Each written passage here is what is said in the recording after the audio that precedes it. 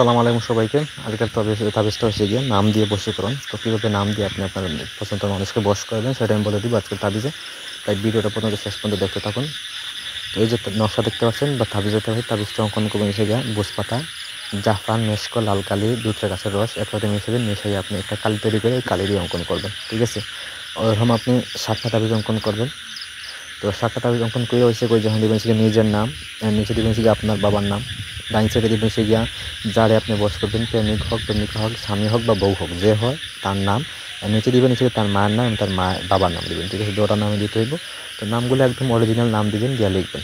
তো লিখবেন যে কোনো সোমবারে, তার সোমবারে লিখলে ভালো হয়।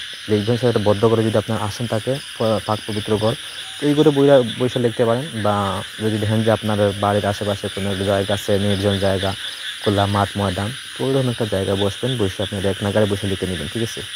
তো লিখবেন, লিখে আপনি করবেন কি, আর আমাদের যদি ওরকম কোনো কাজ করতে চান, বশীকরণ বান বিচ্ছেদ বা যে কোনো কাজ করতে চান, অবশ্যই নিচে যে নাম্বার আছে আমরা যোগাযোগ করবেন, ইমো, হোয়াটসঅ্যাপ, সরাসরি কল করবেন, আমরা শতভাগ গ্যারান্টি দিয়ে আপনি সেই কাজটি করে দেবো। অথবা কোনো কিছু জানা বা বোঝার থাকলে বসে যোগাযোগ করবেন, ঠিক আছে। তো কাজে করতে আসছে।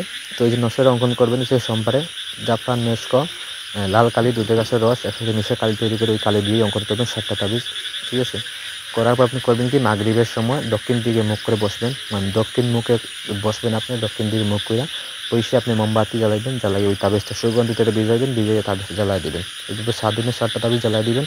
সুন্দর একটা জায়গাতে, এমন জায়গায় জ্বালাইবেন যেখানে কেউ দেখবে না, ঠিক আছে। এরকম একটা পাপ পবিত্র জায়গায় বসে জ্বালাইবেন।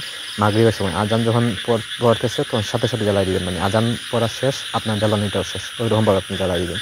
তাহলে দেখবেন যে আপনাদের 7 দিনের ভিতরে আপনার যে কাঙ্ক্ষিত ব্যক্তি আছে, প্রেমিক হোক প্রেমিকা হোক, সে আপনার প্রতি বয়স হয়ে গেছে, যত দূরেই হোক, এটা বিদেশেও থাকুক সমস্যা নাই, সে আপনার কাছে যোগাযোগ করবে, আপনার কাছে ফিরে আসবে, ঠিক আছে। তো এই হলে আজকের তাবিজ। কোনো যদি কোনো কিছু বুঝার থাকে অবশ্যই আমরা জানাইবেন, আমি বুঝাই দিব। আর যদি না থাকে অবশ্যই সঠিক সময় নিয়ে কাজটি করবেন, কাজের ফলাফল পাইবেন। আর ভিডিওটা লাইক দিয়ে দিবেন, কমেন্ট করবেন, ঠিক আছে। তো ধন্যবাদ সবাইকে।